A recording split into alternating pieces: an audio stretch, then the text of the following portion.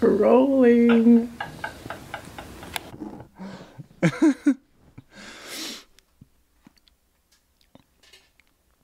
All right.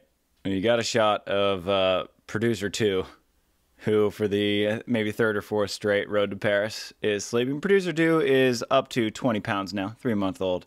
Austin's on. He'll be awake soon enough. Now, happy 4th of July weekend, everyone. 4th of July, I know it's all about America. That's why I got my USA Volleyball shirt on right now.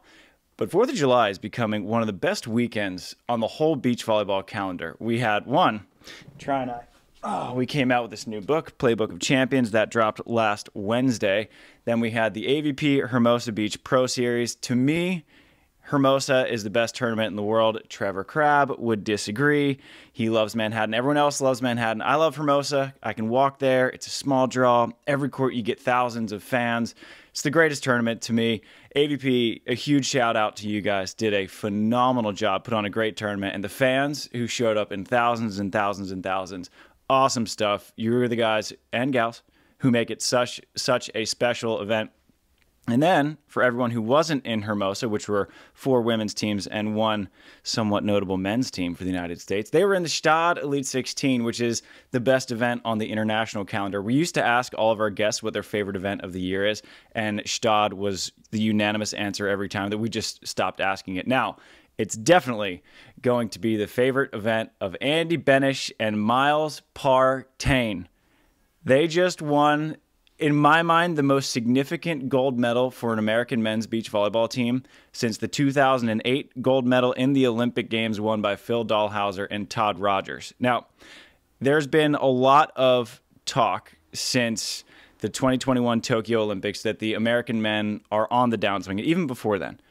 However, Jake Gibb, in 2018, when we had him on the podcast, he said something that was very prescient and turns out to be more prophetic than we thought even then. Now, you can find exactly what Jake Gibb said on page 256 of the Playbook of Champions. However, I'm just going to let Jake speak for himself. We'll catch up. I have no doubt about that. Yeah. Americans we don't take well to losing. So the guys will step up. There will be a crop of guys try and guys that'll be out there grinding and learning to win and taking home medals, and it'll happen.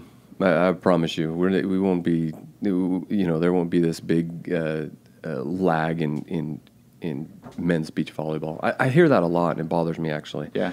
Because I just don't think it's going to happen. I think.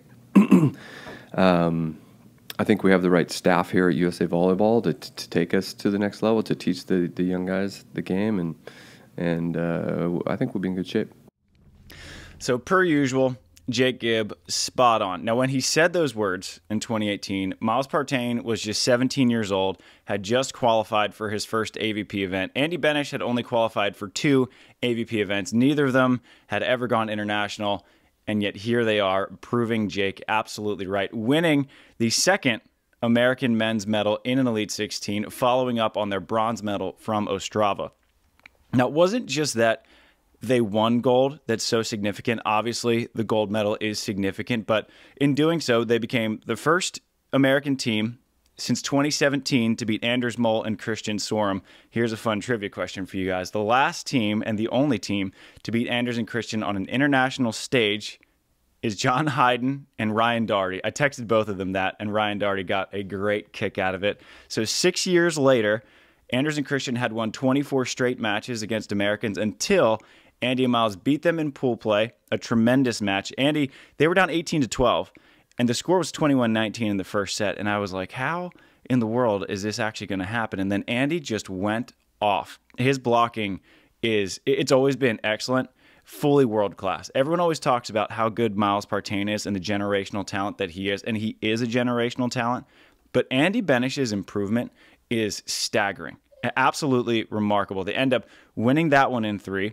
And then they beat Alex Brower and Robbie Musin, sweep them. It was a 21-11. How do you 21-11 Brower and Musin? And then they just worked through everyone. They swept Pedro and Guto.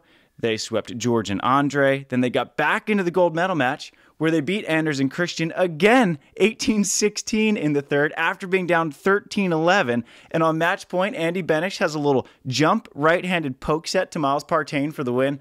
Unbelievable stuff. Become the first American men's team to win that Elite 16 gold medal. Second team in history to beat Anders and Christian in the same tournament twice. The only other team to do so was Alex Brower and Robbie Mewson in the Rosarito Elite 16 of 2022. So the United States men were back. And at the beginning of the season, when Tri Vorn in one of his Born on the Beach vlogs, the title was that the U.S. men are going to be better guaranteed. Men's U.S. teams as a whole are we're all going to be better this year as a whole. I guarantee you that. Don't worry, U.S. fans, we got you. He was speaking about himself and Kame, of course, as well as Trevor and Theo and the Taylors. And yet here we are, Miles Partain, Andy Benesh, now number 2 in the world in entry points rankings, behind only Anders Mol and Christian Sorum. And they jumped up from number 20 in the Olympic ranks to number 9. And that doesn't even speak to how high they are, because right now their average points finish per event is 870 points. The only team with a higher points per event finish than them is Anders and Christian. So in terms of average per event, Miles and Andy are number 2. Entry points, they're number 2. Olympic ranks, they're number 9. In excellent position. They are now sitting on 4 top 5 finishes for their entry points. They have that bronze medal in Ostrava. They have that gold medal in Gstaad. And so they're going to be just cruising in Elite 16s from now on. And that is exactly where you want to be. You don't want to be messing around with challenges. You don't want to be messing around in elite qualifiers. And Miles and Andy, they're about to hit the treadmill fast. And so they are going to be taking a substantial lead. And it was funny, you know, the vibe in the players' tent as we were all watching it. I watched their semifinal with Phil Dalhausser and Pompilio Mercadante, who is coaching Trevor Crabb and Theo Brunner. And he just sort of acknowledged that this might now be a race for that second American spot. Now, when I originally wrote my Olympic predictions, I had Miles and Andy taking the second spot and sort of deep. I had them taking maybe the 16th or 17th spot in the Olympic rankings, and they are going to be very high up there if they continue trending in the direction that they are. Now, it's worth noting it's still very early in the process. Miles and Andy only have 4 events. There's so much that can happen. We still have a number of challenges, a number of Elite 16s, and that little event called World Champs later this year. So there's a lot that can happen, but Miles and Andy could not be in any better of a position. And in my mind, this is the best thing that could have happened to all of the American men's teams, because now they all have quite the fire up their butts because they're seeing the push that Miles and Andy are making. They're seeing them getting the results that no other American men's team has had in the entire Volleyball World Elite 16 Challenge Future system. They know it's possible. They just need to put in the work and get on the road. And now everyone is going on the road to the Espino Challenge next week. I'll touch on that a little bit more at the end of this episode. But Miles and Andy, unbelievable finish. Could not be any more excited for them. Andy has leveled up and leveled up and leveled up, as has Miles Partain. So the thing with Miles Partain is that a lot of teams were already keying on his angle option swing. And in Gstaad, he just started unloading, Yahtzeeing line. And now that he has that opened up, it's going to be even more of a guessing game for teams because they just adapted. Miles readapted. Now teams will have to keep playing that chess match. So there's going to be a lot of Miles and Andy film being watched around the world right now. But they're growing and developing so fast that they're going to be able to stay ahead of the curve. So I hope that they can sustain this incredible run that they're on. It is so fun to watch. Couldn't be happier for 2 better guys to have it happen to. Miles and Andy, the biggest winners from the Gstaad Elite 16, physically with that gold medal, metaphorically, emotionally, all of the things. Love that they're coming home with a cowbell. Now, the second big winners for the men from the Gstaad Elite 16 is George Wanderley and Andre Loyola. They had been excellent in challenges this season. They won a gold medal in Itapema. They won a silver medal a couple weeks ago in the Jurmala challenge, but Elite 16s had kind of eluded them. They hadn't gotten a podium, or really hadn't even gotten anywhere close to a podium. That changed this week in Gstaad. Ended up taking a third. Yes, they got a lucky break in the bronze medal match. They were getting handled by Bartosz Wojciak and Michael Brill in that bronze medal match. Had lost the first set. Were down 11-7 in the second set when Brill ran a set outside and his foot got tangled in the line and he went up, got a kill, absolutely pounded it, and then came down. And it looked, if you look at the replay of that match, which you can find on Volleyball TV, he had a cut on his big toe.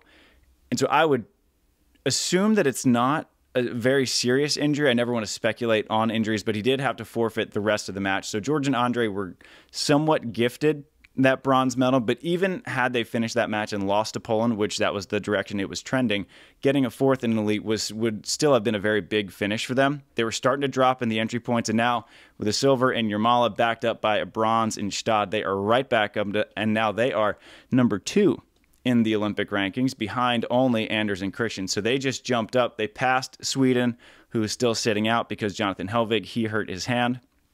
They jumped Evandro and young King Arthur, who are number 3 in the world in the Olympic rankings. Now, Evandro and Arthur, they didn't make it out of the qualifier, had a pair of battles with Austrian teams, ended up losing in the second round. And so Evandro and Arthur still trying to break into that automatic main draw spot into the Elite 16. So a number of positive things happened in that event for George and Andre.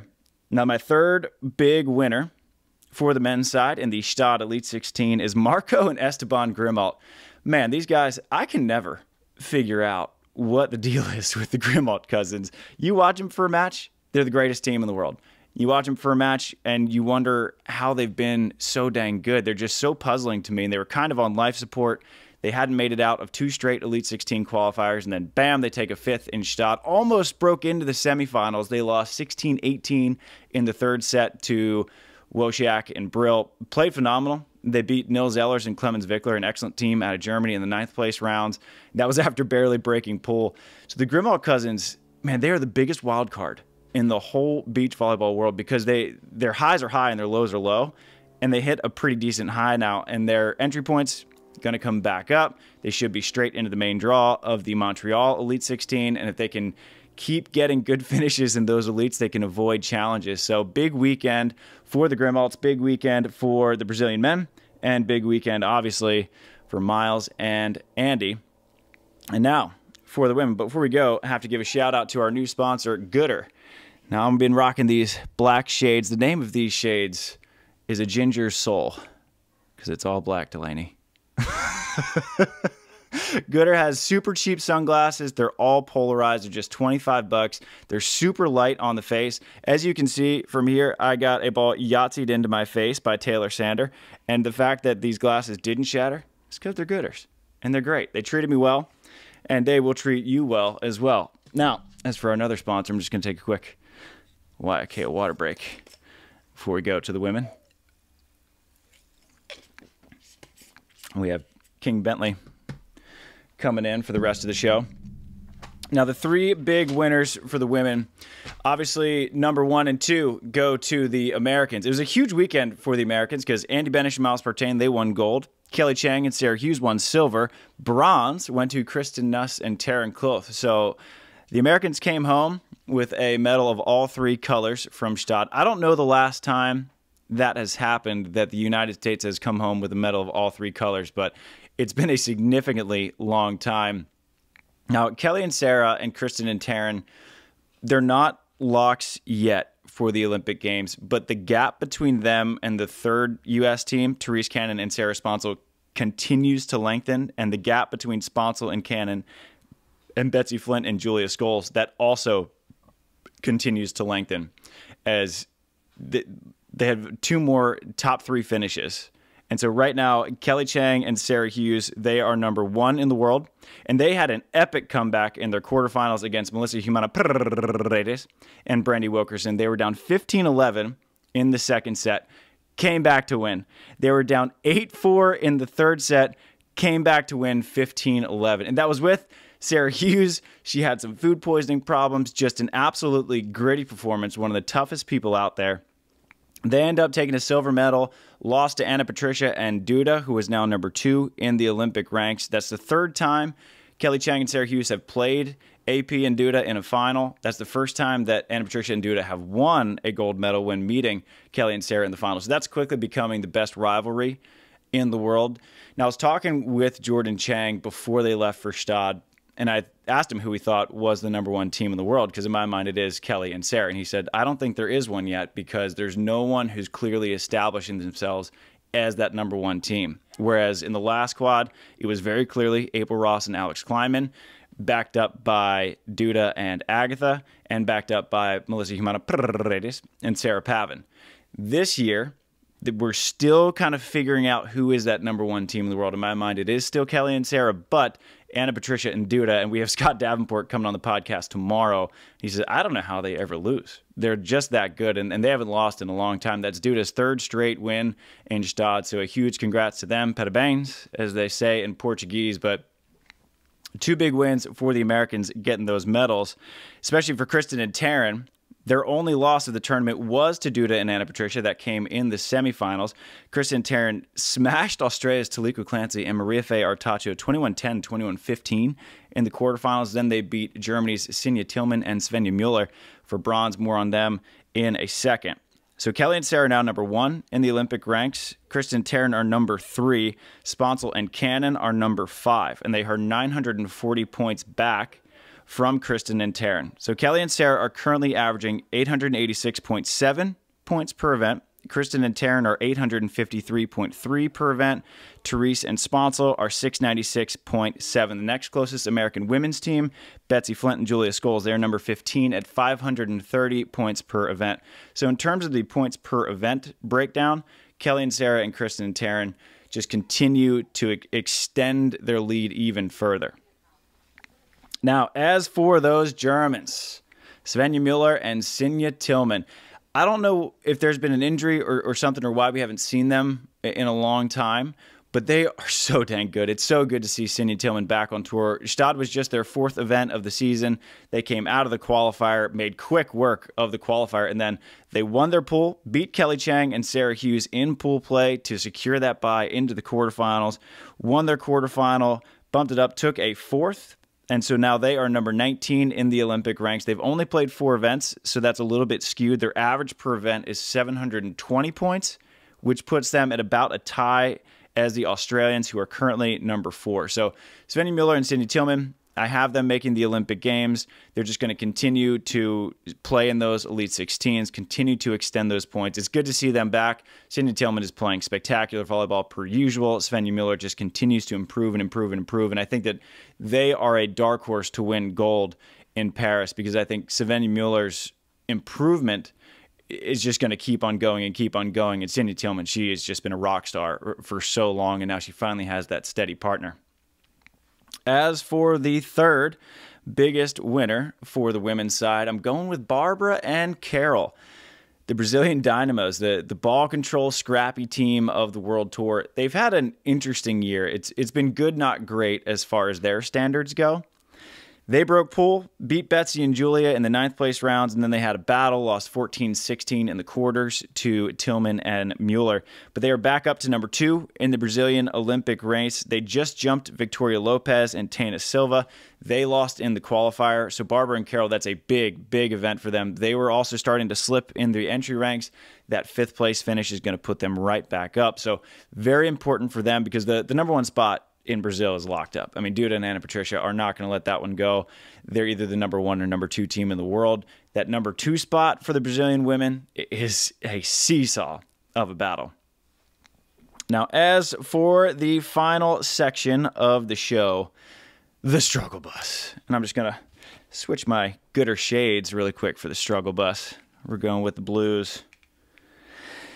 I try not to do struggle buses after Elite 16s, because I just don't think that one Elite 16 poor performance should put you on the struggle bus. So this is just a federation that's trending a bit south. And that would be the Dutch Federation as a whole just hasn't been super crisp recently. So Alex Brouwer and Robbie Mewson, they're now in dangerous territory of slipping into the qualifiers. They took a 13th in Ostrava, and they took a 9th in Gstaad.